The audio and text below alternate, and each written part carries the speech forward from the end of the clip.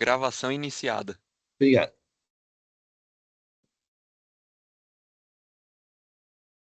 Bom dia. Iniciando-se esse julgamento da primeira Câmara Julgadora do Tribunal de Impostos e Taxas do Estado de São Paulo, do dia 2 de setembro de 2025, a qual está sendo gravada e será disponibilizada posteriormente. Todos os juízes já confirmaram a presença no sistema do debate. Vou iniciar a sessão no sistema. Temos 5 processos no dia de hoje, então vamos começar os trabalhos em que a pedido de sustentação oral e o patrão está presente. Estou começando os trabalhos com o processo de Santé, fabricação de papel Santa Teresina. É um pedido de retificação julgada de minha relatoria. Só um momento que eu vou fazer o registro da presença do patrono.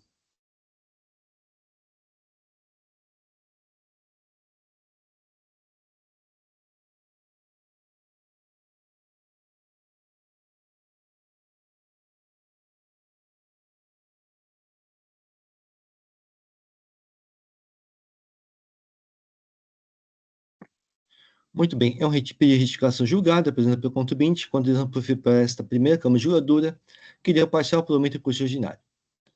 Itens 2 e 4 aí não estão em discussão, faça adesão ao PEP e CMS.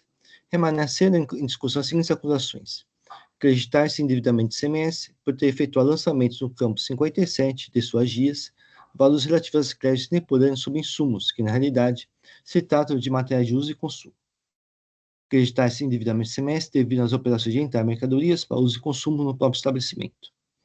O contribuinte apresentou pedido de retificação julgado, alegando em síntese erro de fato, em razão da adoção de premissa equivocada para rejeitar o argumento de nulidade da autoinfração por vício de motivação.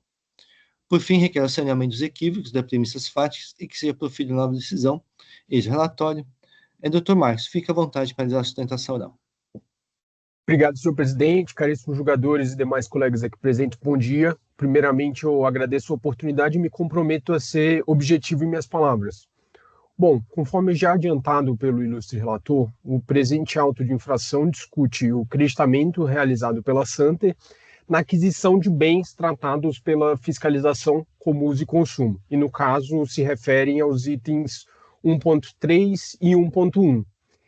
E apenas para contextualizar, caríssimos jogadores, aqui nós estamos falando de fabricação de papel e os produtos, eles se referem a telas utilizadas para absorção de água excedente na pasta de celulose, filtros que transportam papel já seco para a máquina, que será responsável pelo corte dos produtos, facas, contrafacas, lâminas utilizadas para cortar o papel, rolos de papel higiênico, discos para refinador, conjuntos cônicos, que são utilizados na refinação das fibras, e réguas de corte utilizadas no processo de sucção na máquina de papel para eliminar o excesso de água para a formação do papel. E, no caso, a requerente, além de sustentar que esses produtos se reportariam de fato a uso e consumo e produto intermediário utilizados em sua atividade principal, ela demonstrou a nulidade da autuação, por falta de motivação desse ato administrativo, porque não houve qualquer demonstração do motivo pelo qual esses produtos seriam efetivamente de uso e consumo. O tema foi inicialmente objeto de análise pela 4ª Câmara Julgadora, que por maioria desproveu o recurso do contribuinte. O processo foi objeto de recurso especial, ele foi para a instância superior, e na instância superior foi identificado que, de fato, não houve análise acerca da nulidade que eu destaquei há pouco, sobre a motivação do ato administrativo. O processo ele retornou para essa colenda da Câmara Julgadora e, de fato, foi parcialmente provido apenas para limitar a atualização, os juros, a taxa Selic. E as razões de decidir, caríssimos jogadores, é justamente o que foi objeto de análise pelo pedido de retificação, em especial quanto à motivação do auto de infração. E no entender da requerente, há 2 pontos que merecem destaque. O primeiro deles se refere às provas produzidas pela fiscalização, que no entender da requerente são insuficientes para motivar o auto de infração. E o segundo, que o objeto do retorno dos autos foi justamente para analisar a motivação do auto de infração. E com relação a esse primeiro aspecto, os documentos trazidos pela fiscalização são basicamente dois demonstrativos, os quais não possuem qualquer descrição detalhada de cada mercadoria e, mais do que isso, não possui qualquer correlação do processo produtivo da requerente à luz daquelas mercadorias. Então, sequer há como se identificar se os produtos são de uso e consumo ou são produtos intermediários, são insumos.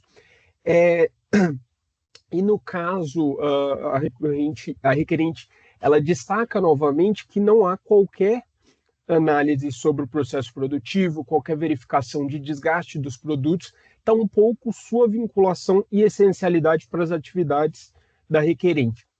E nesse aspecto, é importante a gente identificar novamente esse ponto, porque se a requerente está sendo acusada de creditamento indevido pelo fato de que esses bens supostamente são de uso e consumo, para que haja motivação, o fiscal deveria ter efetivamente fundamentado os autos com o motivo pelo qual ele entende que esses produtos seriam de uso e consumo, e não tão somente citar uma legislação que faz referência a produtos de uso e consumo que veda o creditamento. E com relação a esse erro de fato, o acórdão retificando, ele entende que há descrição detalhada de cada mercadoria, além do local de sua aplicação, e de fato que não se confirma pelos próprios demonstrativos que eu citei há pouco. E um outro ponto, sendo extremamente objetivo, que merece destaque, é que de fato não há uma discussão quanto ao auto de infração está baseado em dispositivo condizente com a infração aplicada novamente. Não há qualquer discussão quanto ao artigo 66 e sua efetiva aplicação, mas sim que seja demonstrada a pertinência desse artigo 86 ao caso em análise, fazendo uma verdadeira subsunção dos fatos à norma. E, por fim, caríssimos julgadores, eu gostaria de levar novamente ao conhecimento de todos a existência de um caso análogo ao presente, que é o auto de infração 4063767, dígito 0, que possui exatamente as mesmas fragilidades, mesmas partes, mesmos produtos objeto de análise e mesma fundamentação precária com relação ao auto de infração. E naquele caso, conforme eu havia destacado já na minha outra sustentação, o caso ele foi julgado nulo, o auto de infração ele foi julgado nulo por precariedade probatória, justamente sob a mesma ótica que nós estamos destacando na presente oportunidade. Bom, são essas as razões, eu encerro minha sustentação oral pleiteando pelo acolhimento do presente pedido de retificação para que seja considerada nulidade. Agradeço a oportunidade novamente e fico totalmente à disposição para eventuais esclarecimentos. Obrigado. Agradeço ao Dr. Marcos pela objetividade e vou passar meu voto. Autuada no recurso ordinário, sua preliminar de nulidade da autoinfração, alegou que, abre aspas, a simples existência de planilhas não supre o dever de motivação do ato administrativo de lançamento fiscal. Pelo contrário, são necessários dados indicativos específicos que individualizem as razões pelas quais os mercadorias devem ser consideradas como bens de uso e consumo. Trata de entendimento atuada de que as provas juntadas pelo ofício seriam insuficientes para motivar o lançamento fiscal. A matéria foi discutida pela decisão proferida pela Colônia Primeira como julgadora, que, diversamente autuada, entendeu que eram suficientes. Dos seguintes relatos, as acusações do itens 1 e 3 do AIN são claros e expressam o sentido de que elas decorrem do creditamento do imposto representar mercadorias de uso e consumo do próprio estabelecimento. E os demonstrativos 1 e 3, foras tais e quais, contêm descrição detalhada de cada mercadoria, inclusive o local da sua aplicação. Portanto, não se trata de mera menção genérica ou vaga, oferecendo a possibilidade do contribuinte contestar especificamente cada origem do crédito considerado indevido, em razão de as indicadas e detalhadas mercadorias serem consideradas como de uso e consumo do próprio estabelecimento. Ademais, o fisco notificou e renotificou o contribuinte a demonstrar e justificar a origem dos créditos lançados. O Superior Tribunal de Justiça manifestou o sentido de que, se o tema foi discutido no processo cujo acordo se quer rescindir, não há erro de fato. Ainda trata-se de inconformismo com o decidido, uma vez que a consideração da suficiência ou não das provas para motivar a do AIN decorre da sua valoração, cuja apreciação é livre pelo órgão de julgamento, nos termos do artigo 26, lei 13457. Ou seja, o julgador não é obrigado a adotar a premissa de acordo com a pretensão autuada. O inconformismo decidido não constitui erro de fato, como decidido pela Câmara Superior, no processo da ET 16.591.041/2009, relatoria Dr. João Paulo Camilo Dingo. No citado processo da ETC 1.4063.767/2015, o recurso especial da Fazenda Pública Estadual foi não conhecido, em razão do vedado reexame de provas, e de que os arestos trazidos não foram aptos a revelar dissídio em face do acordo recorrido. Assim, em ser matéria de prova, normalmente, ela é valorada de acordo com a livre apreciação pelo julgamento, o que, mais uma vez, demonstra mero inconformismo decidido, o que não constitui erro de fato, como acima exposto. A pertinência ou não da norma foi discutida pelo referido acordo. O artigo 63, inciso 5 do regulamento é específico para a vedação do crédito, em especial para o uso e consumo do próprio estabelecimento. Assim, a referida norma está em perfeita consonância com as acusações dos itens 1 e 3 do AI, ou seja, os fatos estão apontados relatos às infrações e a norma tida como infringida está de acordo com tais fatos. Portanto, o fisco apontou a subsunção dos fatos à norma. Assim, o entendimento de que há a pertinência da norma acima com as acusações fiscais que descrevem os fatos. Observe que a descrição dos produtos e o local da utilização, máquinas e equipamentos, que constam no artigo do fisco, fundamentam que eles são de uso e consumo, o que atrai a infringência do artigo 66, inciso 5, Lei 674, não havendo como matéria preliminar nulidade ou autoinfração, conforme o entendimento referido ao acordo. Novamente, o Superior Tribunal de Justiça manifestou o sentido de que, se o tema foi discutido no processo cujo acordo se quer residir, não há erro de fato. O aprofundamento da análise não é matéria preliminar, mas sim de mérito, como exposto pelo referido acordo. Diversamente do afirmado pelo autuado, o pedido de retificação julgado não tem natureza de recurso, uma vez não se destina a promover alteração na interpretação da legislação ou a revaloração das provas da decisão retificanda, ou seja, não caracteriza erro de fato, mero inconformismo anteriormente decidido. Ele nem está no rol dos recursos do processo administrativo tributário, previsto no artigo 42, Lei 13.417. Por não se tratar de recurso apresentado pedido de retificação julgado, os autos não são remetidos à parte contrária para manifestação ou contravalores do pedido. Observe o decídio pela Câmara Superior do TIT, no processo da ETC 1.46.0409/2007, relator Dr. Silvio César Afonso, assim mentado. Pedido de retificação julgado que está após os limites da mera retificação, que não se presta à revalorização da prova e à obtenção de um novo julgamento. Diz ainda o referido decidido, já o pedido de retificação julgado não é sequer modalidade recursal, tampouco procedimento autônomo de competência originária. Por não comportar novo contraditório, o pedido de retificação julgado não pode levar à modificação da solução atribuída ao caso, dado que não se presta corrigir injustiça ou ironias afeitas à avaliação da prova carregada aos autos. Pelo exposto aos alegados erros de fato, não conheço o pedido de retificação julgado. É assim que eu voto. Só um momento que eu vou fazer registro do voto.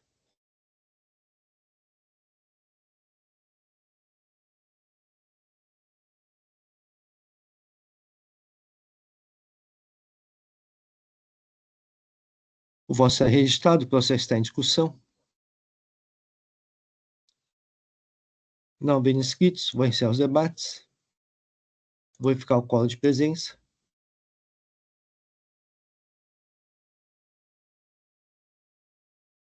Só um momento que o sistema caiu.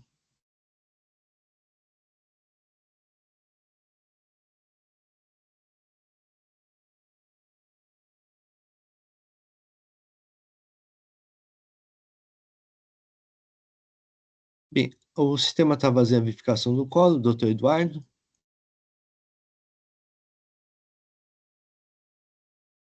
Obrigado. Vou iniciar a votação.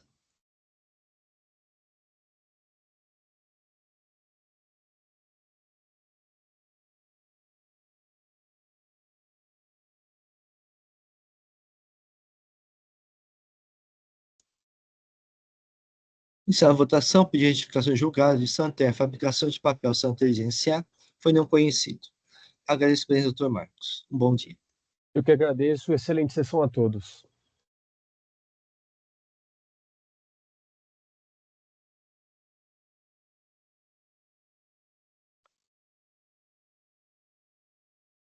Passar processo de Intersemente Brasil S.A. Recurso ordinário, minha relatoria, vice-doutor Eduardo Soares de Mello.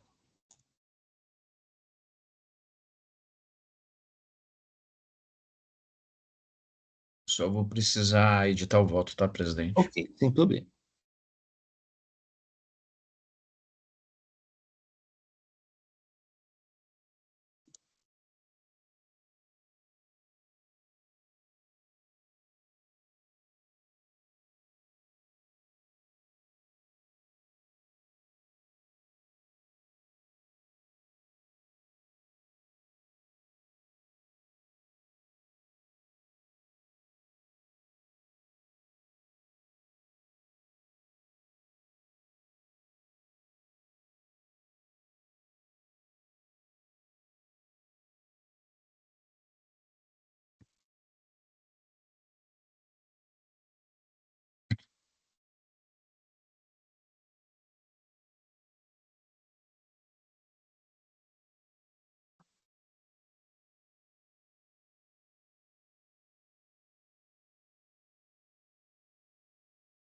Voto registrado, presidente. Obrigado. Vamos dizer, uma rápida lembrança do caso. Em recurso ordinário, a acusação fiscal foi deixar de realizar estorno de pré-CMS no livre registro de apuração de CMS relativo a notas fiscais contra energia elétrica de números tais e quais, emitidos pela Electro Redes S.A., foram substituídas por outras notas fiscais de contra energia elétrica conforme o procedimento de estorno de débito previsto no artigo 4º do anexo 18 do regulamento, vigente à época. A emissão das notas fiscais de contra energia elétrica substitutas impõe ao destinatário a obrigação de estornar os créditos originalmente efetuados, ainda a obrigação da escrituração das notas fiscais de contra energia elétrica substitutas. Todavia, o destinatário não adotou essa providência e manteve os créditos ativos das notas fiscais de contra energia elétrica originais. Como o emitente procedeu aos estornos dos débitos dos impostos destacados nas notas fiscais de contra energia elétrica originais, esses débitos restaram anulados, deixando, portanto, de serem considerados como imposto eventualmente cobrado, condição necessária para o crédito ser aproveitado pelo destinatário. Foi apresentado em recurso ordinário, vou passar diretamente ao meu voto. No tocante à alegação de lançamento, entendi que não existia razão à recorrente. A existência de uma outra autoinflação não traduz em prática reiteradamente observada pela autoridade administrativa, artigo 100, inciso 3 do CTN, uma vez que ela pressupõe a repetição na prática de forma constante, o que a indicação de uma única situação eventualmente dissonante dos autos não denota referida repetição. Em sentido contrário do pretendido, além do presente autoinflação, a consulta tributária expedir as respostas consultas, dentre outras, 87-85, 2016, 89-89, 2016, 90-45, 2016 e 147-91, 2016, que expôs. De plano, cumpre reiterar, conforme noticiado pela própria consulente, essa consultoria já se manifestou por meio das citadas respostas consultas nos tais e quais. Em relação à nota fiscal substituída, deve efetuar estorno do crédito, o montante do crédito originalmente tomado e inicialmente amparado. Assim, a pretensa prática reiteradamente observada administrativa não se verifica. Observe o destino da Câmara Suprema no processo de 1441, 16883 de 2018, relatora, doutora Cacilda Peixoto. E o seguinte, a norma encontra suporte no artigo 61 no regulamento que determina que o crédito de imposto é um direito que compete única e exclusivamente ao contribuinte. Não pode, assim, um fisco exercer em nome do contribuinte. Ademais, o parágrafo 1º apresenta condicionantes para a escrituração dos documentos pela fruição do direito ao crédito, competindo exclusivamente ao contribuinte cumprir requisitos legais. Deste modo, a alegação de que o fisco não procedeu à compensação do imposto não merece prosperar, pois trata de uma faculdade com a competência exclusiva do contribuinte. Diz ainda, assim não é permitido o julgador determinar a compensação de crédito do contribuinte, também não é da competência da autoridade fiscal promover a correção da escrita fiscal do contribuinte, alterando o registro de entrada para efetuar eventuais lançamentos de créditos relativos às aquisições de mercadorias. Na norma que obriga a autoridade fiscal a recomposição da escrita fiscal autuada, considerando eventuais créditos não aproveitados. Tampouco existe previsão para que se reduza o valor apurado no lançamento de ofícios para efetuar diretamente no bojo do auto-inflação a compensação de crédito que a autuada não escritou nos livros fiscais. Com efeito, não há qualquer previsão legal que dê suporte à possibilidade do agente fiscal realizar o procedimento de compensação do imposto devido com eventuais créditos a que o contribuinte tenha direito, promovendo a recomposição da escritura fiscal em seu lugar. O direito ao crédito, quando existente, deve ser exercido através do distinto e específico procedimento próprio a cargo contribuinte. Então, disse assim essa decisão da Câmara Superior. Assim, a autoridade fiscal não é obrigada a fazer a pretendida compensação de créditos efetuados a maior e àqueles que o contribuinte não lançou em sua escrita fiscal, de modo que, estando o presente autoinflação de acordo com as respostas consultas acima apontadas, não há seu alegado erro de lançamento. Então, não acolhi a pretensão recorrente. Relativamente à alegação de inexistência da legislação determinando estorno de crédito CMS, entendi que não existia razão a recorrente. Na época dos fatos, o artigo 4º, anexo 18 do regulamento estabelecia que operações com energia elétrica. Poderá a empresa distribuidora de energia elétrica registrar-se independentemente da utilização do valor do imposto debitado nas notas fiscais contra a energia elétrica emitidas a consumidores em seguintes hipóteses. Para efetuar o crédito do imposto, nesse artigo, o contribuinte deverá, na hipótese incisos 1, 2 e 3, emitir em substituição a cada nota fiscal contra a energia elétrica, objeto de estorno, nova nota fiscal contra a energia elétrica, com os valores corretos conseguindo na coluna descrição dos produtos, do quadro dados dos produtos e observação. Nos termos do inciso 1 do parágrafo 1º, artigo 4º, anexo 18 do regulamento, essa nota fiscal contra a energia elétrica substitui, para todos os fins da nota fiscais, a nota fiscal de número tal, a qual não poderá ser utilizada para fim de crédito de imposto. Assim, a norma expressa claramente determinava que a nota fiscal substituída não poderia ser utilizada para fins de crédito de imposto, estando expresso nas notas fiscais recebidas pela autuada, como as folhas 125. Disse ainda, assim, as anteriores notas fiscais não são hábeis para referir direito ao crédito nos termos expressamente previstos no artigo 59, parágrafo 1º, itens 2 e 3 do regulamento, indicado o termo circunstanciado às folhas 8. Assim, diversamente do alegado, a expressa previsão da legislação estabelecendo que as notas fiscais substituídas não conferem direito ao crédito, que caso tenha sido tomado, deve, portanto, ser estornado, ou seja, a devida fundamentação normativa para tanto. A menção à falta de disciplina legal e a analogia das respostas a consultas indicadas decorre de não haver norma específica ao destinatário das notas fiscais de conta de energia elétrica na portaria CAT 55/2004, quanto aos procedimentos de deveres instrumentais. No entanto, tal fato não implica a inexistência de normas serem aplicadas, uma vez que, na ausência de norma específica, aplicam-se as normas gerais previstas no regulamento.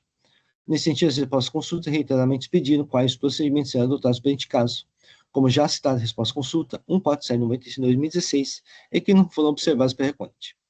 Ainda observe-se que elas também são normas complementares como as portarias, as práticas reiteradamente observadas pelas autoridades administrativas, artigo 100, inciso 3 do CTN, sendo que as respostas consultas citadas nesse voto formam reiteradamente expedidas no mesmo sentido. Então, destaque não inclui a pretensão recorrente. Quanto à alegação da irregularidade do cancelamento de notas fiscais pela fornecedora de energia elétrica, entendi que não assistiu razão à recorrente. O pressuposto para cancelamento nota fiscal é que não tenha ocorrido o flagelado do imposto, como exposto à resposta consulta 27259/2023. Nos casos dos autos, já ocorrerá fato gerador do fornecimento de energia elétrica, como exposto pelo editor fiscal atuante, folha 589. Assim, não se trata da não corrente fato gerador do imposto, portanto, diversamente de pretensão recorrente, não é situação de cancelamento de nota fiscal, sendo, portanto, inaplicáveis as portarias CAT 162, 2008 e 79/2003, terá distribuidora de energia elétrica adotados procedimentos específicos de visualização. Nos termos do caput, artigo 4º da artigo 18 do regulamento, a distribuidora de energia elétrica pode se acreditar de imposto destacado nas notas fiscais substituídas, ou seja, não há recolhimento de semestre do Estado de São Paulo relativamente a essas notas fiscais. Assim, eventual encargo econômico tenha sido suporte pela autuada, deve ser resolvida a relação privada com a distribuidora de energia elétrica. Destaque da pretensão do recorrente. No tocante à ligação de glose integral dos créditos TMS, entendi que não existia razão à recorrente. A luz da matéria já foi arguída pela recorrente apreciada no item 1 deste voto. Não citar mero descumprimento da obrigação acessória, uma vez que a nota fiscal substituta, a anterior nota fiscal substituída não é hábil para permitir direito ao crédito e imposto, como exposto no item 2 desse voto, mas apenas a nota fiscal substituta é que tem validade e eficácia para tanto. Quanto à existência do juro sobre a de cálculo, a matéria está pacificada pela súmula 13. Então, eu conheci e neguei pelo microjuridade, é assim que eu votei. Doutor Eduardo? Estão me ouvindo? Sim. Bem, meu voto é curto. Pedi vista do processo para melhor análise de específica questão trazida à discussão pelas partes. Em sessão de julgamento realizada perante esta colenda Câmara, o ilustre juiz relator, a quem rendo minhas homenagens e aproveito o bem elaborado relatório e consistente voto, conheceu e negou o provimento ao recurso ordinário, mantendo integralmente o auto lavrado. Adianto minha concordância com os argumentos expendidos no aludido voto do ilustre juiz relator, exceção feita a determinada celeuma, atinente à pretensão da recorrente na redução do valor do imposto estadual cobrado, entre parênteses, glosa parcial dos créditos de ICMS apropriados, pelos motivos aduzidos a seguir. A recorrente sofre acusação fiscal em comento pela circunstância da apuração indevida de créditos ICMS em notas fiscais de energia elétrica canceladas. Aí menciono o número das notas. De emissão da pessoa jurídica Electro Redes S.A. Aí trago o CNPJ. Isso porque, não obstante o reconhecimento das operações, fornecimento de energia elétrica recorrente, teria ocorrido diferença menor do ICMS destacado na substituição das notas fiscais por outras. Penso, contudo, pela inadequação da acusação fiscal na forma procedida, uma vez que a exigência fazendária deveria guardar relação tão somente com a diferença entre o ICMS destacado nas notas fiscais de aquisição de energia elétrica originais e nas notas fiscais substitutas, implicando na glosa parcial do crédito de ICMS. Tendo em vista, inclusive, o reconhecimento do próprio trabalho fiscal quanto à efetiva realização das operações mercantis, fornecimentos de energia elétrica, não vejo legitimidade na exigência de estorno total dos créditos em enfoque e, na inexistência de tal providência, estorno, na glose integral dos créditos do imposto estadual, como se deu no auto lavrado. Houve mero cancelamento das notas fiscais originais e emissão das notas substitutas, relacionadas às mesmas operações mercantis, circunstância consistente em mero descumprimento de dever instrumental de índole tributária, sem o condão de limitar direito ao acreditamento do imposto estadual albergado pelo ordenamento jurídico, uma vez atendido o pressuposto da cobrança do ICMS nas operações anteriores e, como se não bastasse, corporificadas em documentação idônea. A glosa integral dos créditos do ICMS apropriados pela recorrente também é manifestamente desprovida de juridicidade, porque à recorrente não foi concebido poder de ingerência, controle ou qualquer influência na substituição das notas fiscais levadas a cabo pela pessoa jurídica fornecedora de energia elétrica. Por essas razões, e tendo em vista a inequívoca legitimidade das notas fiscais substitutas, apenas parcela dos créditos não estornados, crédito do imposto estadual apropriado a maior, poderia ser invalidada e cobrada pelo autor do feito. Em outros termos, não vejo juridicidade em se desconsiderar créditos do ICMS nos mesmos valores do imposto estadual destacado, reitere-se, nas reconhecidas legítimas notas fiscais substitutas, atinente às mesmas operações mercantis outrora representadas nas notas fiscais originais. Documentação substituída em virtude, como alega a recorrente, de erro de fato ou de tarifação.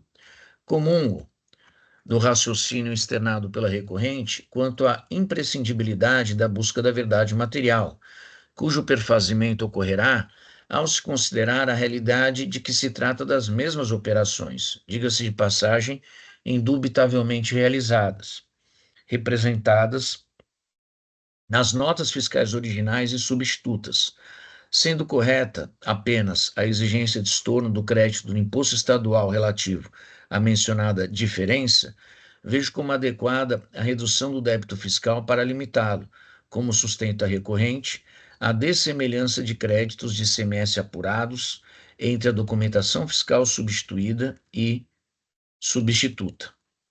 Dito de outra forma, não merece acolhida exigência consubstanciada na importância de 4.413.754,77, fruto da glosa integral dos créditos de ICMS, mas em decorrência do direito ao aproveitamento do valor de R$ 4.077.307,22, valor do imposto destacado nas notas fiscais substitutas, mas sim a cobrança da diferença entre os valores dos créditos apropriado e não discutido, no caso, R$ 336.447,55. Em face do exposto, conheço o provimento parcial recurso ordinário, reduzindo o débito fiscal. É esse o meu voto. Sem som, presidente. Desculpe. Agradeço, doutor Eduardo. Doutor Aslan, a recorrente apresentou uma petição nos autos. O doutor Aslan gostaria de fazer alguma consideração? Não, não, eu acho que tudo foi exposto já pela Tatiana, quando ela fez a primeira sustentação oral, e não pretendo alongar mais os trabalhos aqui. Agradeço a palavra. Agradeço, doutor Aslan. Agradeço, doutor Eduardo. Eu vou pedir licença, doutor Eduardo. Eu vou manter meu voto. Vou fazer uma pequena acréscimo só. Só um momento que eu vou fazer um pequeno acréscimo meu voto.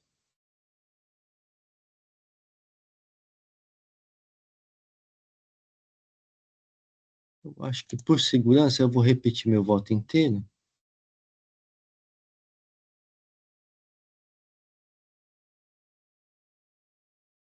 Só um momentinho.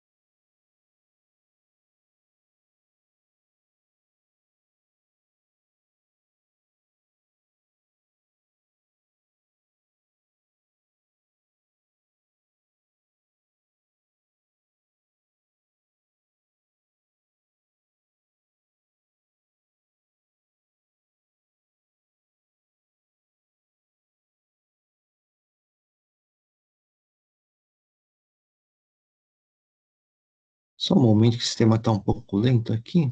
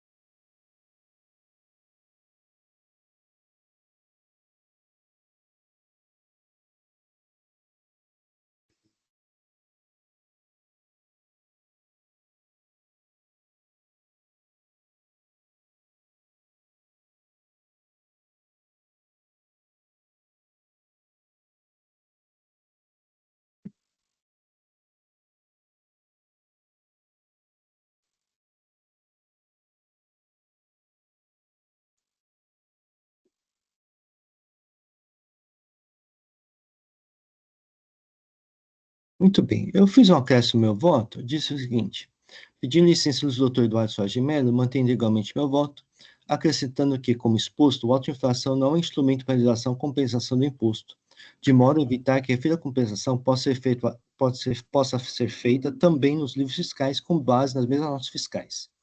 Também, como exposto, nas notas fiscais substitutas está expresso que as notas fiscais substituídas não conferem direito ao crédito.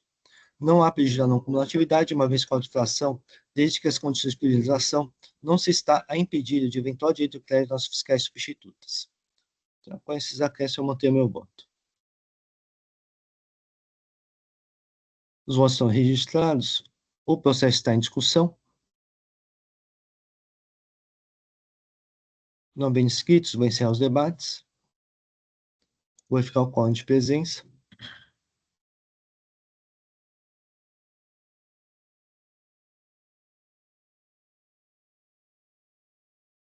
Vou iniciar a votação.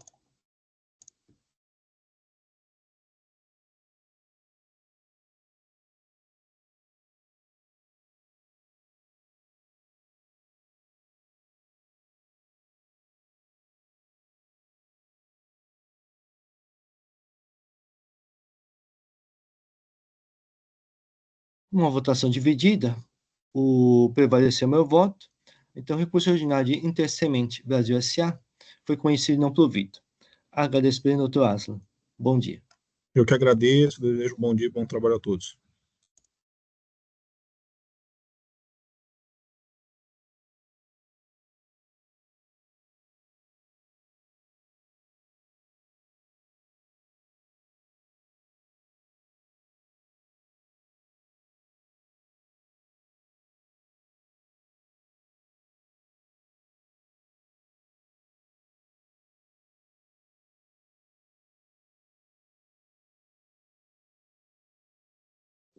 Muito bem, passar o processo tropical com Transportes Ipiranga Limitada, recurso ordinário, relator Dr. Carlos Henrique.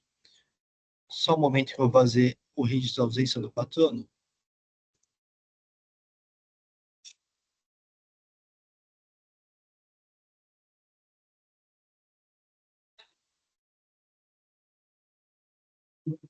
Muito bem, Dr. Carlos, nos apresenta os autos.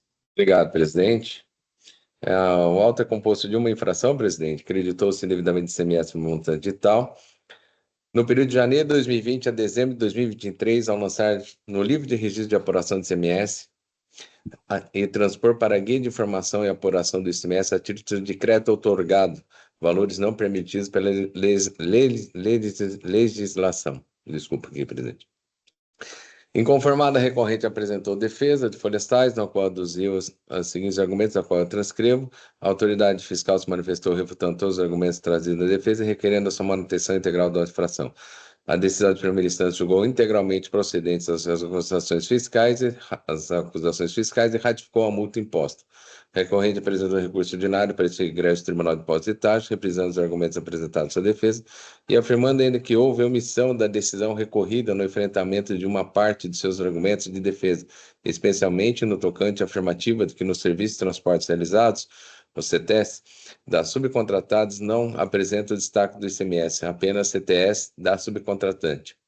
Não há requerimento de sustentação oral, a representação fiscal apresentou parecer de florestais, rebatendo os argumentos da recorrente, concluindo pelo não provimento do recurso ordinário, mantendo os demais a decisão recorrida. PM concluídos para o julgamento desse relatório. Vou direto ao voto, presidente. O auto de infração combatido trata-se de crédito indevido de ICMS relativo a lançamento de valores a título de crédito otorgado nos termos do artigo 111, anexo 3 do RICMS e no livro do RICMS e nas GIAs, com base nos CTS emitidos em situações nas quais houve subcontratação de serviços conforme comprova. A.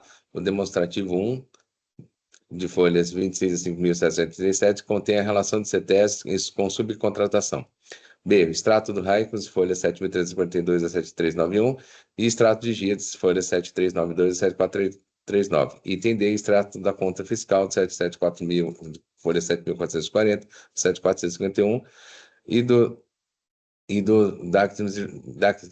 documentos juntados, dos CTS juntados por amostrado de folha 7.430 a 7.643. De acordo com o artigo 11 do anexo 3 do RICMS, o estabelecimento prestador de serviço de transporte pode-se creditar da importância correspondente a 20% do valor do imposto devido na prestação, desde que o benefício seja adotado por todos os estabelecimentos do contribuinte, vedando-se, neste caso, o aproveitamento de quaisquer outros créditos inverbes, da qual transcreve o artigo 11. O estabelecimento prestador de serviço de transporte, exceto aéreo, poderá acreditar-se da importância correspondente a 20% do valor do imposto devido na prestação. Convênio ICMS 106/96, com alteração do convênio ICMS 95/99, tal qual transcreve os parágrafos 1º, 2º e 3º. Verifique-se que os documentos juntados pela recorrente foram 7.693 a 7.640, que ela figura como tomadora de serviço de transporte, evidenciado que ocorreu na hipótese de prestação de serviço por mais de uma empresa, de forma concomitante, embora a responsabilidade pelo pagamento do imposto fosse atribuída à prestadora responsável pela cobrança integral do preço, caso da transportadora subcontratante, nos termos do artigo 314 e 315 do RICMS, a saber, da qual transcrevo o artigo 314 e o 315. Desse modo, nos termos dos artigos 314 e 315, a transportadora subcontratante, por promover a cobrança integral do preço do serviço, é considerado responsável pelo recolhimento do ICMS, devido tanto pela sua própria prestação quanto pela prestação realizada pela subcontratada. Assim, a transportadora subcontratante age como substituído tributário, com relação ao imposto incidente sobre a prestação realizada pela transportadora subcontratada, devendo recolher o imposto de forma integrada com o imposto devido pela sua própria prestação, com base no preço total cobrado do tomador original do serviço, artigo 315 do RICMS. De acordo com a decisão normativa CAT 1 de 2017, na subcontratação, ocorrem simultaneamente duas prestações de serviço de transporte, item 3.2, item 2, concomitantes e distintas entre o tomador de serviço e a subcontratante, e a outra entre o subcontratante e a subcontratado. E cada uma delas, prestações configuram um fato gerador autônomo do ICMS, ainda que o imposto seja recolhido de forma englobadas pela subcontratante. Ainda, nos itens 5 e 6 da decisão normativa CAT 1 de 2017, a substituição tributária dos artigos 314 e 315 se apresenta como uma forma de diferimento e sujeita à transportadora substituta, a observância da disciplina prevista para a substituição do RICMS in verbis. Deste modo, a substituição tributária prevista nos artigos 314 e 315 do RICMS apresenta como uma forma de diferimento sujeita à transportadora substituta, a observância da disciplina estabelecida para essa espécie de substituição no regulamento do ICMS. Portanto, o recolhimento do imposto referente à prestação realizada pela subcontratada deverá ser efetuado pela subcontratante de uma só vez, englobadamente, com o imposto devido pela prestação tributada, em função da qual, na qualidade de contribuinte, for devedora por responsabilidade original, sem direito ao crédito no artigo 430, inciso 1 do RICMS. O item 6, consequentemente, diante do disposto do inciso 1 do artigo 430 do RICMS, independente de ser ou não optante pelo crédito otorgado previsto no artigo 11 do anexo 3 do RICMS, a transportadora subcontratante não faz jus nenhum a valor título de crédito tributário referente a prestações que efetua por meio da contratação de outra transportadora, subcontratação. Por conseguinte, a decisão normativa CAT 1/2017, em seu item 6, afirma com respaldo no artigo 430 inciso 1 do RICMS, que a transportadora subcontratante não faz jus nenhum valor a título de crédito tributário referente às prestações que efetua por meio da contratação de outra transportadora, subcontratação. Isto porque, diante do inciso 1 do artigo 430 do RICMS, independente de ser ou não optante pelo crédito otorgado previsto no artigo 11 do anexo 3 do RICMS, a transportadora subcontratante não faz jus nenhum ao valor da título de crédito tributário referente a prestadores que efetuam por meio da contratação de outra transportadora, subcontratação. Neste ponto, a decisão normativa CAT 1 de 2017 apenas reproduz as regras previstas na legislação estadual, cabendo destacar que tal entendimento também é expresso na resposta à consulta tributária 30625-2024, citada pela representação fiscal em duas contras-razões, folhas 8.062, ao afirmar que a subcontratação e a subcontratante atua como substituta tributária e, por isso, não pode apropriar de créditos relativos à prestação realizada pela subcontratada, devendo o recolhimento ser efetuado de forma globada, sem destaque específico para fins de creditamento, senão alvejante. Portanto, levando em conta com essa cadeia de agregação de valor, mostra-se nítido que a responsabilidade atribuída pela legislação paulista à subcontratante, artigo 314 e 315 do RICMS, é uma substituição tributária na modalidade de diferimento, em que pese ao subcontratante cabe o recolhimento do imposto da prestação subcontratada, prestação antecedente, englobadamente com o imposto devido decorrente da sua prestação subsequente. Relevante esclarecer que, segundo a linha de defesa comune adotada pelos subcontratantes, a simples conjugação dos estabelecimentos do artigo 314 e 315 com o artigo anexo 11 do anexo 3 todo o RICMS demonstrariam em seu direito ao crédito otorgado por se tratar de prestador de serviço de transporte, mesmo ao realizar a subcontratação. Nesta tese, sendo atribuída a responsabilidade pelo pagamento do imposto prestador de serviço que promover a cobrança integral do preço, artigo 314, devendo a base de cálculo ser o preço total cobrado ao tomador de serviço, artigo 315, o subcontratante faria jus ao crédito otorgado de 20% do valor do imposto devido na prestação, artigo 11, anexo 3 do meu regulamento. Observe-se que, neste caso, se pleiteia a possibilidade do subcontratante apropriar o crédito otorgado em que a prestação, de qualquer forma, não lhe daria o direito ao crédito ICMS, por não haver por haver débito do imposto na prestação anterior, realizada pela subcontratada, e tudo isso a posteriori erário público. Neste passo, é importante lembrar o parágrafo 1º do artigo 11, anexo 3 do RICMS, que estabelece que a adoção do crédito otorgado implicará a vedação do aproveitamento de quaisquer outros créditos. Ao assim dispor, a referida norma que significar que o crédito otorgado é apropriado em substituição aos demais créditos, e desse modo somente poderá ser apropriado nas situações que os demais créditos o seriam. E como visto, não é o caso da prestação de serviço de transporte por subcontratação. Note-se ainda que as disposições dos artigos 314 e 315 não excluem a aplicação do artigo 430 sobre os serviços de transportes prestados por meio de subcontratação. Tais normas são, na verdade, complementares, de modo que impede a geração abusiva do crédito ICMS.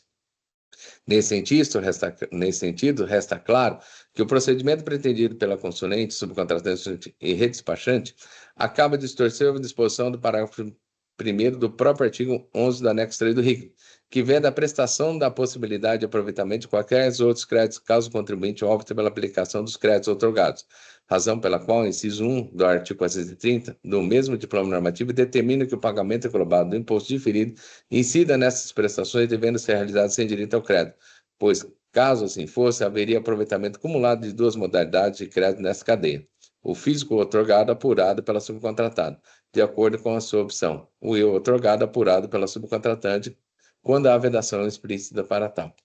Sendo assim, conforme consta a decisão normativa CAT 1 de 2007, nos termos do inciso 1 do artigo 430, independente de ser ou não optante pelo crédito otorgado, previsto no artigo 11 do anexo 3 do RICMS, conclui-se que a transportadora subcontratante não faz jus a nenhum valor a título de crédito referente às prestações que efetua por meio da subcontratação e outra transportadora subcontratação. Razão também não assiste a recorrente relativamente à afirmação de que houve omissão da decisão recorrida no enfrentamento de uma das partes de sua defesa, especialmente tocante à afirmativa de que nos serviços de transportes realizados no CTS das subcontratados não apresenta o destaque do ICMS, mas apenas o CTS da subcontratante. Isto porque, como bem destacado pela representação fiscal, em suas contrarrazões de folha 8066, o julgador respondeu a esta questão no item 29 de folha 7.759 da decisão de primeira instância. Vejamos. Importante ressaltar que a ausência do destaque do ICMS nos CTS emitidos pelas prestadoras subcontratadas pela autuada atende ao comando dos artigos 314 e 315, combinado com o artigo 430, inciso 1 do RICAMS, e, por consequência, corrobora o raciocínio acolhido no presente julgamento. Ademais, por realizarem prestações tributárias, ainda que com imposto diferido, as transportadoras subcontratadas continuarão fazendo jus ao crédito vinculados à prestação, que é expressamente reconhecido no item 7 da aludida decisão normativa. Em relação à alegação acerca de ilegalidade da atualização do valor básico da multa, cabe destacar que a legítima imposição de sua atualização no período anterior ao da sua lavratura do auto-infração, e o tema já foi simulado por este egresso Tribunal de Posse e Taxa, da qual transcreveu o súmula 13. A alegação da recorrente que a multa violaria os princípios da proporcionalidade, razoabilidade, vedação do confisco não procede, eis que a multa está prevista no artigo 85 da 6.374/89, sendo vedado no processo administrativo e tributário afastar a aplicação de lei, exceto quando a inconstitucionalidade da norma da lei tenha sido declarado por mediadinho ou por decisão definitiva do STF via incidental, e desde que o Senado Federal tenha suspendido a execução do ato administrativo conforme previsto no artigo 28 da 3457, não se aplica às hipóteses. Em relação à ilegalidade dos juros calculados superiores à taxa Selic, esse crédito tribunal de imposto de taxa também já se pacificou um entendimento conforme o fundamento da súmula 10 em sua revisão revisada. No entanto, da qual transcrevo. No entanto, os juros de modos que trata o presidiário de infração já se encontram calculados como observantes na limitação da taxa Selic, com fundamento da súmula 10 em sua versão revisada. Em disposto, decido conhecer o recurso ordinário e negar-lhe provimento, assim como eu voto, presidente. Está sem som, presidente. Desculpe. Agradeço, doutor Carlos. Pedir apenas para fazer o registro do voto. Já está registrado, presidente. Muito bem. O processo está em discussão. Doutor Eduardo Soares de Mello solicitou vistas. Perfeito. Muito bem. Vistas concedidas ao doutor Eduardo Soares de Mello. Então, o projeto Tropical Transporte Limitada voltará oportunamente.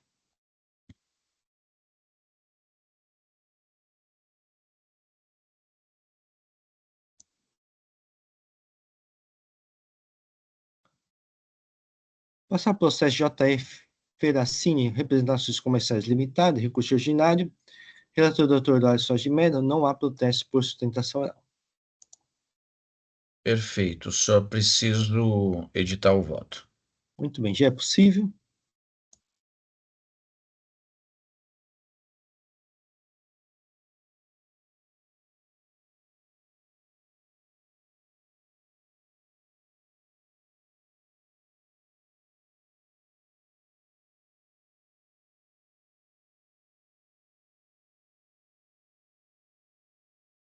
Só mais um segundo.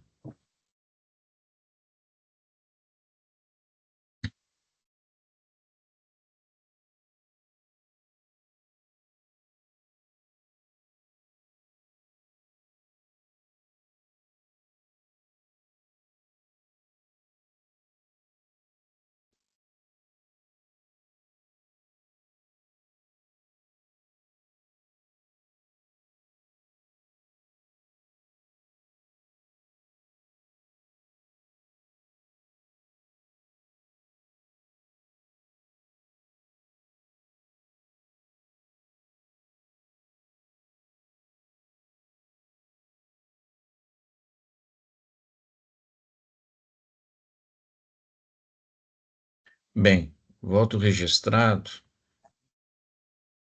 Deixa eu só... Então, vou iniciar a leitura do meu voto.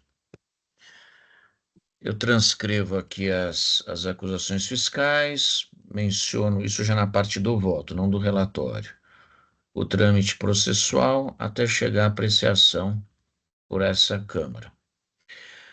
As acusações fiscais dizem respeito, portanto, ao creditamento indevido do ICMS decorrente da escrituração de notas fiscais no livro fiscal Registro de Entradas, relativa à entrada de mercadorias no estabelecimento da recorrente, em inobservância às condições previstas no item 3, parágrafo 1º, artigo 59 do Regulamento do ICMS.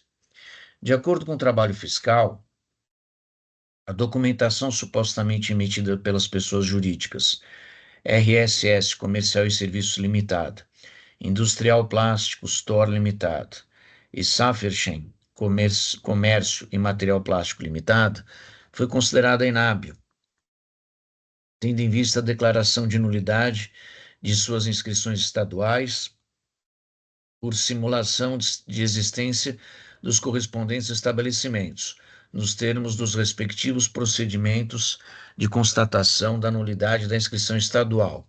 Aí trago o número dos processos e traço relação com a pessoa jurídica tida como inidônea. O expediente fazendário prévio ao lançamento de ofício, composto, entre outros, por notificação e resposta da recorrente, demonstrativos, procedimentos administrativos de constatação de nulidade de inscrição estadual, etc., concluiu, como dito, pela simulação de existência dos estabelecimentos das aludidas pessoas jurídicas e impossibilidade de realização das operações descritas nas notas fiscais, motivo pelo qual foram declaradas nulas as inscrições estaduais dos mesmos estabelecimentos e tidos como inidôneos os documentos por eles recebidos e emitidos. Desclassificação dos mesmos com base no artigo 30, inciso 1º do regulamento. Em que pese a conclusão da fiscalização decorrente das diligências realizadas e que constataram a simulação de existência dos mencionados estabelecimentos, com as corretas declarações de nulidade das já mencionadas inscrições estaduais e dos correlatos documentos fiscais por eles emitidos e recebidos, é-se disso que essa certeza não pode implicar na presunção de que contribuintes que com essas pessoas jurídicas, RSS, Thor e Saferchen, perfizeram negócios jurídicos, como é o caso da recorrente, tinham ciência desse expediente e teriam agido dentro de um esquema de fraude estruturada para evasão de tributos. Em outros termos, há que ser verificada a atuação da hora recorrente, pautada ou não na boa-fé, para então considerar os reais efeitos fiscais da conduta praticada. O reconhecimento da boa-fé do contribuinte recorrente para reconhecimento do direito ao crédito do imposto apropriado em razão da aquisição de mercadorias se encontra condicionado, sobretudo, à efetiva comprovação da realização das operações mercantis. E aí eu vou discorrendo no meu voto em relação ao princípio da verdade material, posicionamento do STJ em relação a essa questão, inclusive com a edição da súmula 509, que é de conhecimento de todos. É uma redação que eu venho utilizando em outros votos quando tratam da matéria de inidôneo. E aí enfatizando a necessidade dos pagamentos. Aí digo mais adiante. No que concerne ao negócio jurídico contraído com a Saferchen, a recorrente defende a comprovação da realização de pagamentos a terceiros, segundo ela, correspondentes às operações de desconto de títulos. Para tanto, faz menção aos pagamentos a, abre aspas, Ipiranga Factoring, e aí números de folhas, referentes a títulos originalmente emitidos pela empresa Thor. 2. Continental Banco, NP, referentes a títulos originados das operações com a mesma fornecedora, e EMR Securitizadora SA. Merece destaque, segundo a recorrente, abre aspas, o comprovante de pagamento a Ipiranga, no qual consta expressamente a identificação do beneficiário final, a Thor, conforme documento de folhas tais, e a seguinte informação, beneficiário final, Thor. Similarmente, no comprovante de pagamento MR Securitizadora, consta a identificação, aí no caso, o beneficiário final, a Saferchen. Sustenta Destarte o vínculo entre os pagamentos realizados a terceiros e as operações com as pessoas jurídicas fornecedoras das mercadorias, enfatizando no recurso ordinário a natureza jurídica, operacionalidade, legitimidade e a adoção usual das operações de desconto de títulos no mercado financeiro e comercial. Entre parênteses, operação financeira amparada, de acordo com a recorrente, no artigo 286 do Código Civil e regulamentada pelo Banco Central do Brasil, em que o credor do título de crédito, exemplo, duplicata mercantil, nota promissória, cheques pós-datados, etc., transfere a titularidade do mesmo à instituição financeira ou empresa de factoring, recebendo antecipadamente o valor correspondente, deduzido de taxas e encargos. Destaca a relevância a verdadeira realização da operação mercantil, não havendo que emprestar o mesmo relevo para fins de reconhecimento da boa-fé da recorrente, a forma de recebimento dos valores escolhida pelo fornecedor das mercadorias. Reforçando o raciocínio, a recorrente enfatiza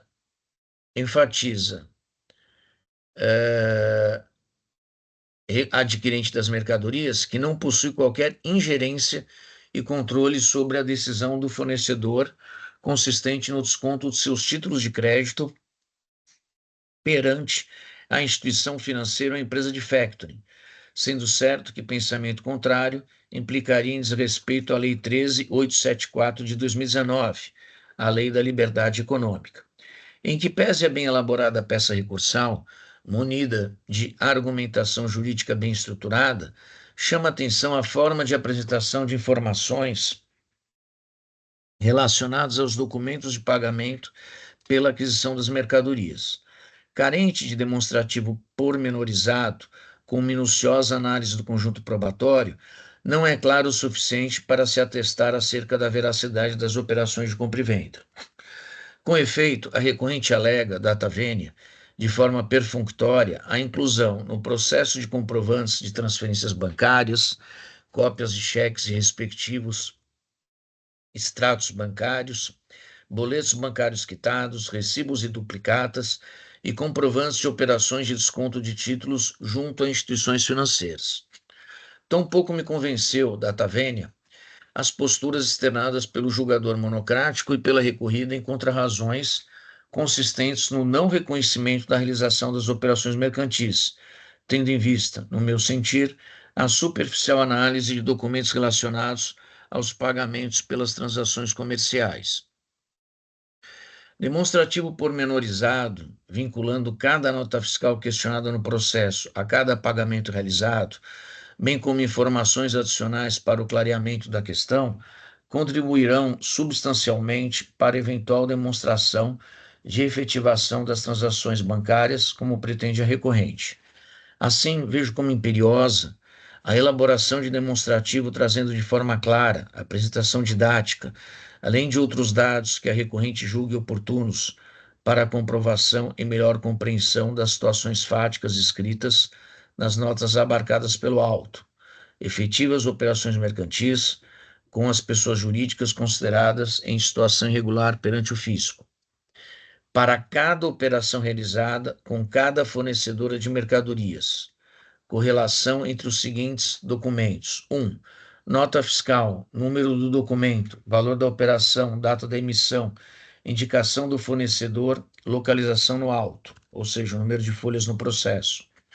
2. Duplicata ou outro título de crédito ou documento relacionado ao pagamento, número do documento, valor total e de cada uma das prestações, localização no auto.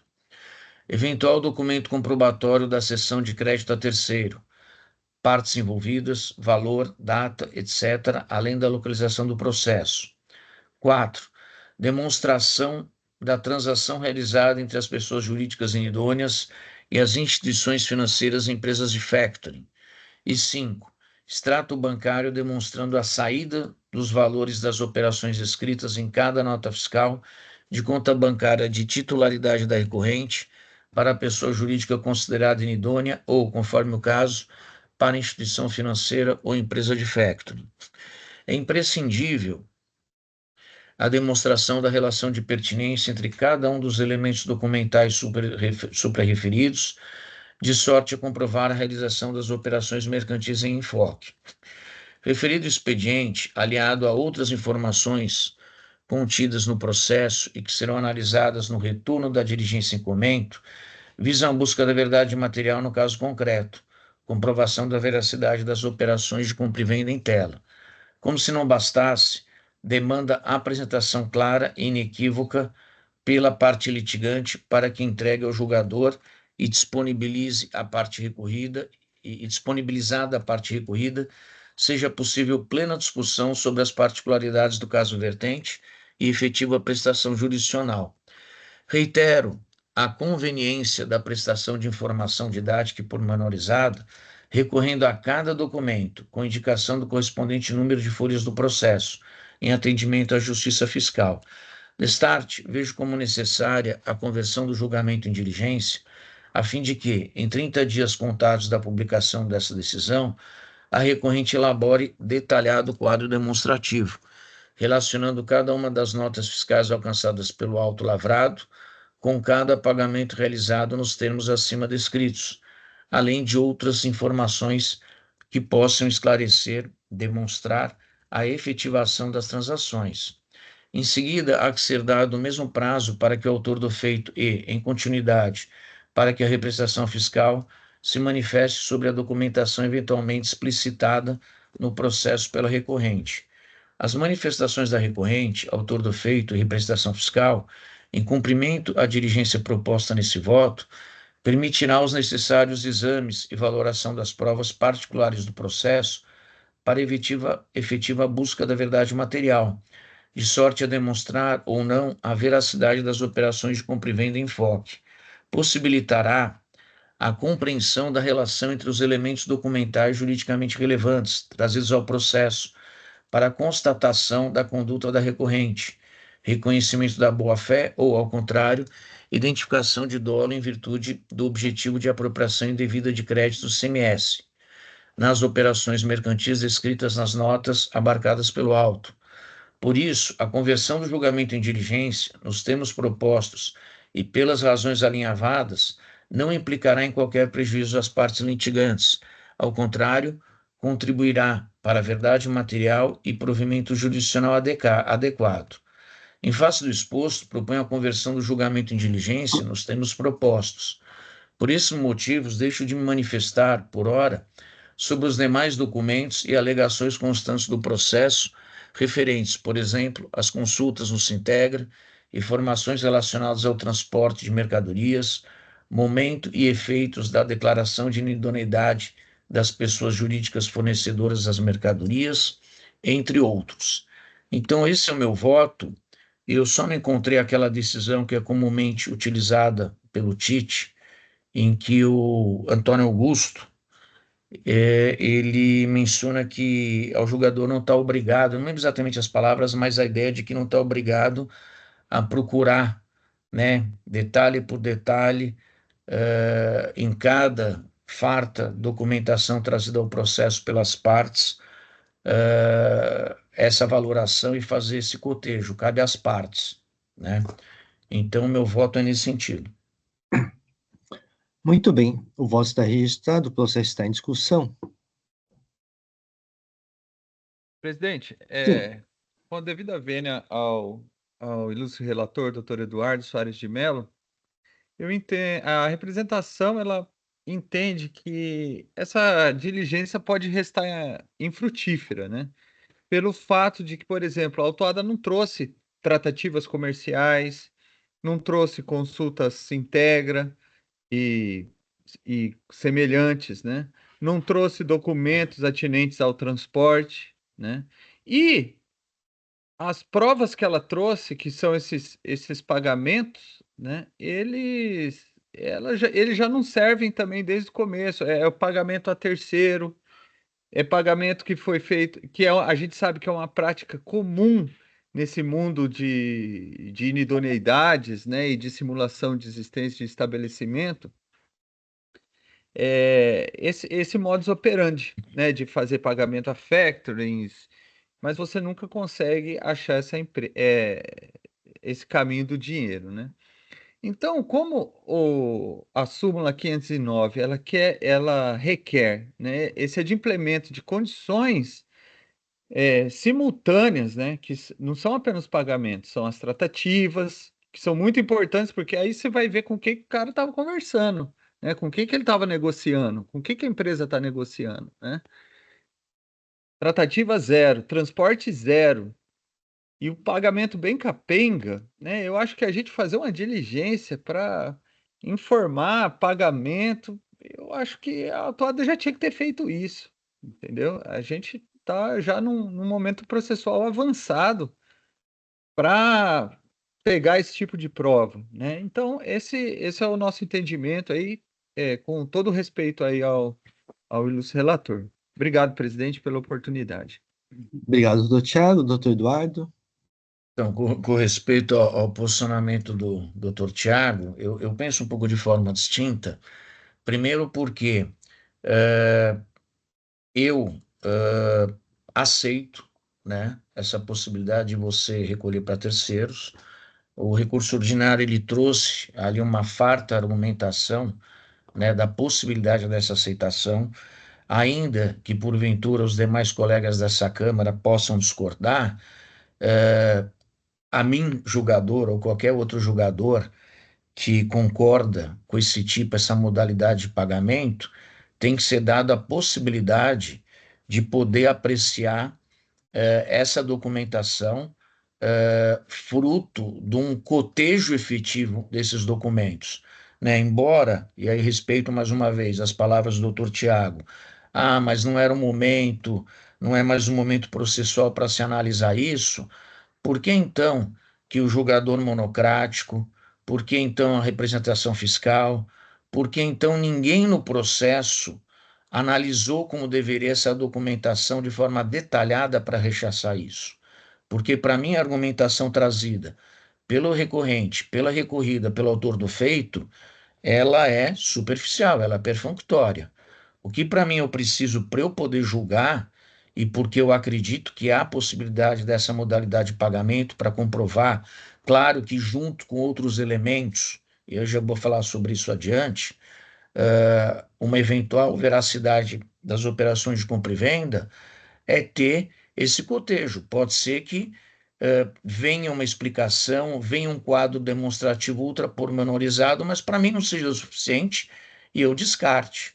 Né? Então eu preciso ter esses elementos e não cabe a mim ficar catando cada elemento, cada documento, né? E eu tenho certeza de que também a representação fiscal pensa assim, o juiz monocrático pensa assim, porque ninguém se aprofundou. Mas eu acho que tem que se aprofundar, porque é aqui que a gente vai analisar a prova. Para de repente não vir uma argumentação lá em cima na superior, não que seja esse o único fundamento para eu pedir essa diligência, tá? É porque tem que haver uma prestação jurisdicional aqui. Mas para também não vir, eventualmente, uma decisão na superior dizendo que se não analisou, provocado isso por um recurso da parte. Então, eu penso que precisa ter esse cotejo para ficar muito claro para mim, para eu poder julgar de forma confortável. Em relação à argumentação de que, mas não tem Sintegra, mas não tem transportes, isso eu tenho que analisar em conjunto com a documentação em relação a pagamento. Eu não acho que, como eu já não tenho transporte, então nem vamos analisar a questão da documentação. Para mim, tudo é importante.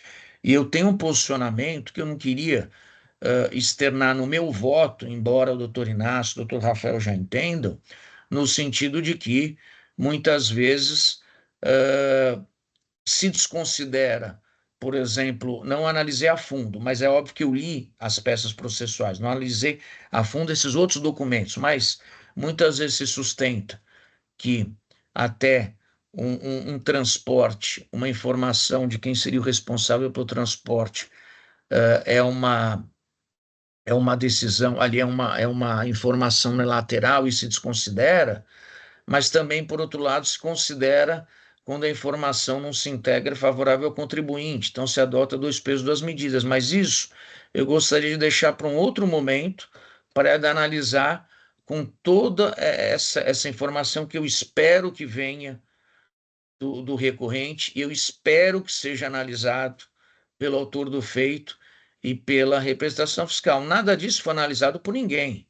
Foi jogado um bando de documentos, fizeram alguns comentários em relação a alguns documentos, e eu me sinto confortável vendo exatamente todo o rastreamento em relação a cada operação, representado em cada nota, em cada uma dessas 3 pessoas jurídicas tidas como inidôneas.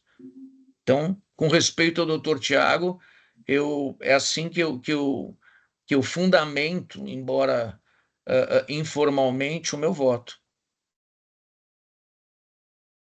Muito bem, agradeço, doutor Eduardo. Bem, eu tenho meu posicionamento particular, mas eu devo respeitar também o posicionamento do relator, que pode ter entendimento contrário. Então, o processo ainda está em discussão.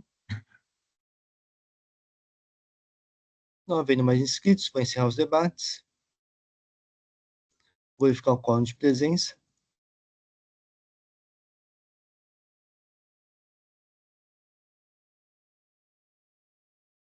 Vou iniciar a votação.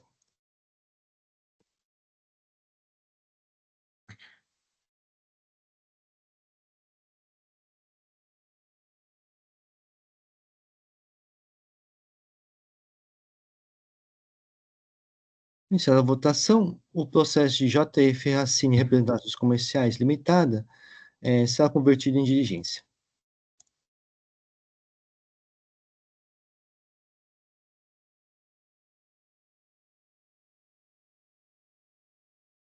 Passar pelo processo de Viridiana Gonçalves de Oliveira Scortese, em recurso ordinário, em minha relatoria, não há protesto por sustentação oral.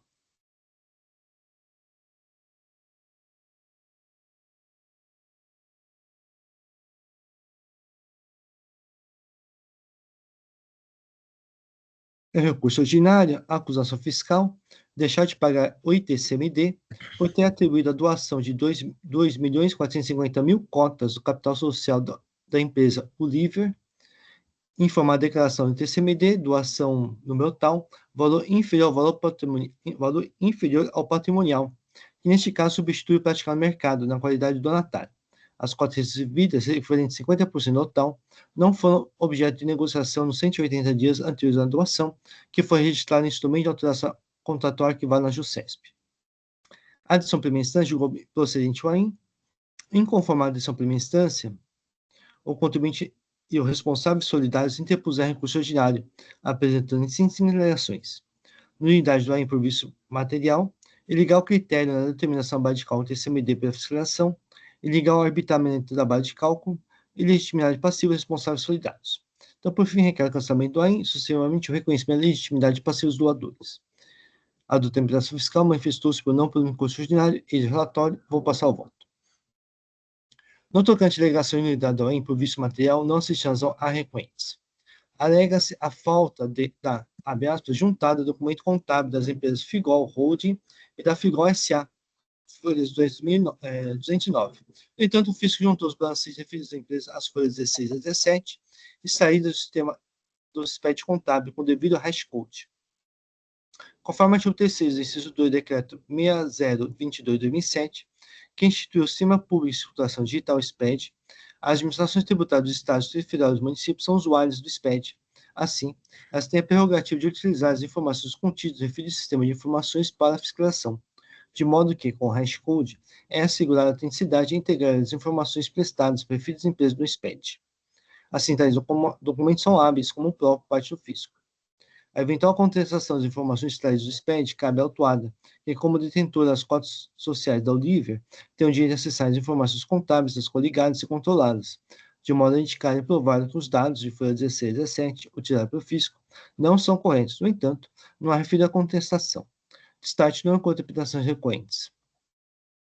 Relativamente à alegação legal, o critério da determinação base de cálculo TCMD pela fiscalização não se razão aos recorrentes.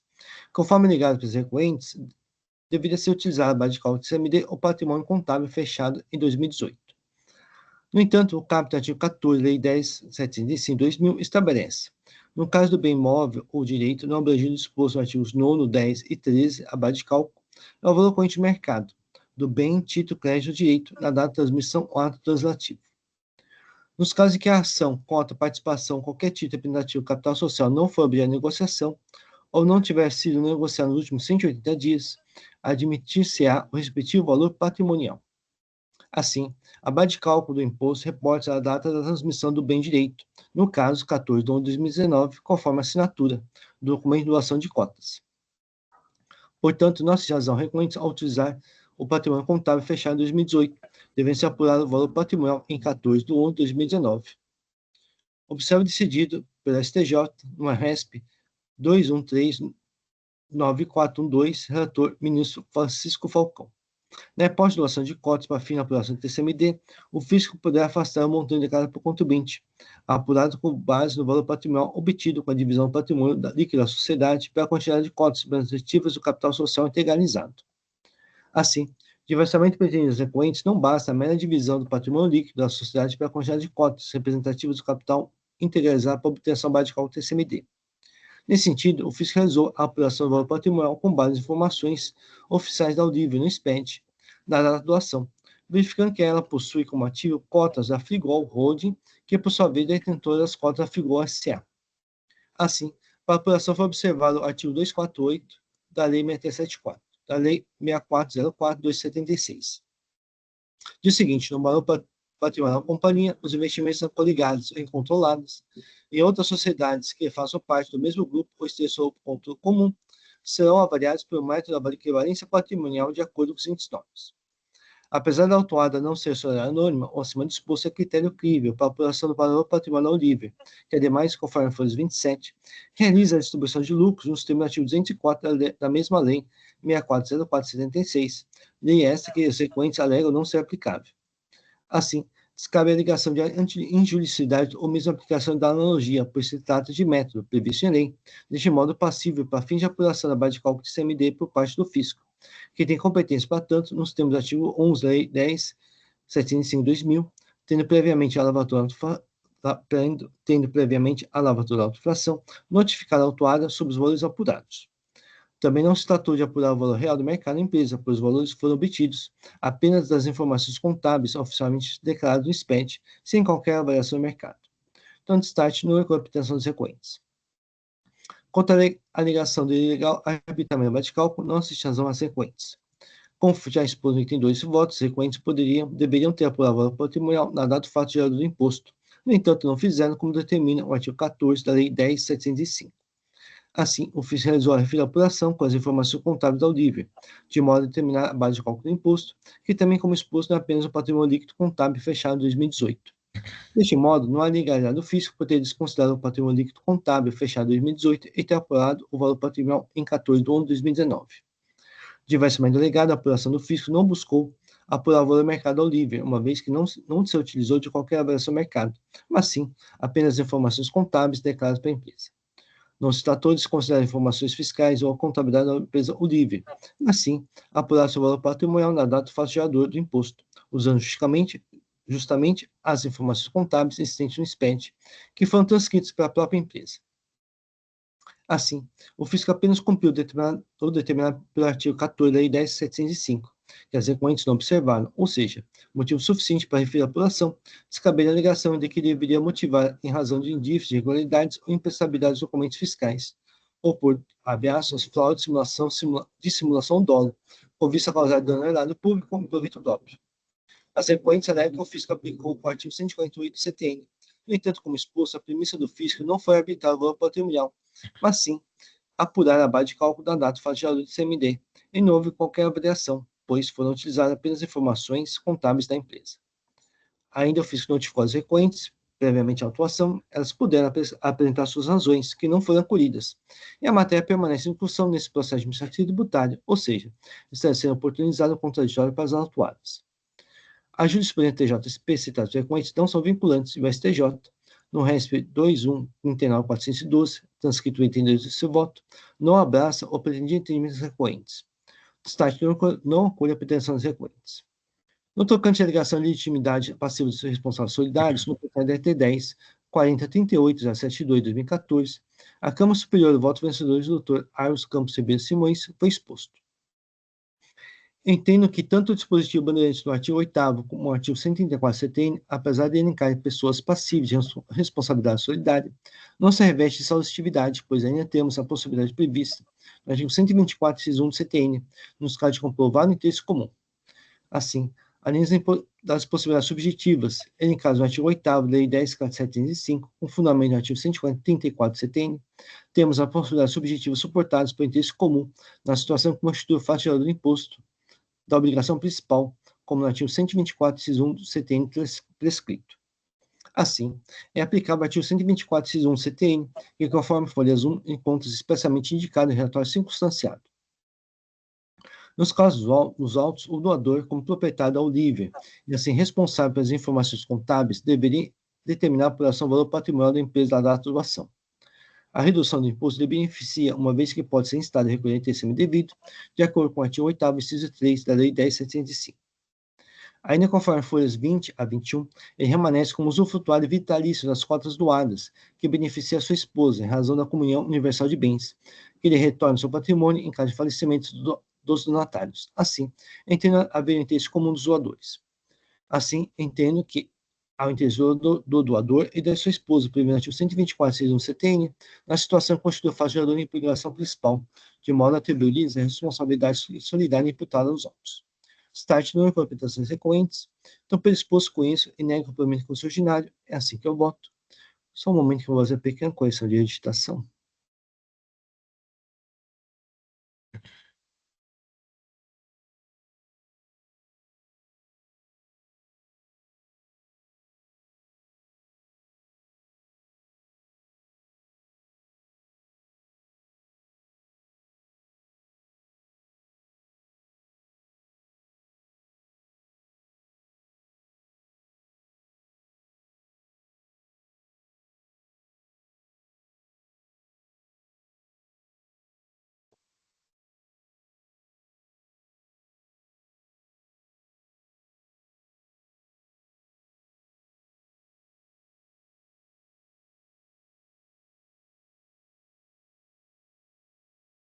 Muito bem, o voto está registrado, o processo está em discussão. Não havendo inscritos, vou encerrar os debates. Vou verificar o quórum de presença.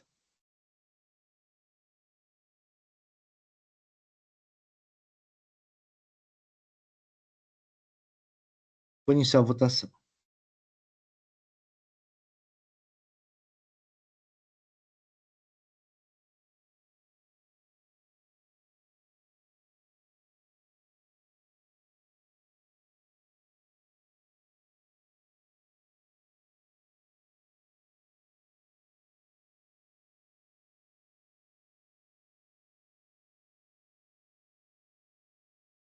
Iniciada a votação, o recurso geral de Veridiana Gonçalves de Oliveira Scortese foi conhecido e não provido.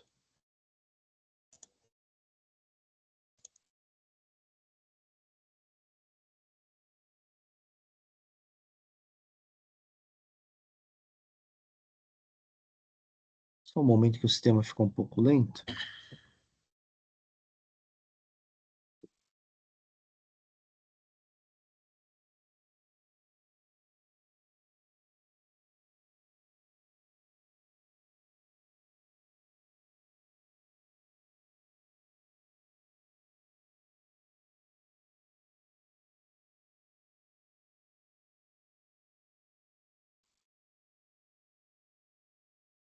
Muito bem, com isso encerramos o processo dia de hoje.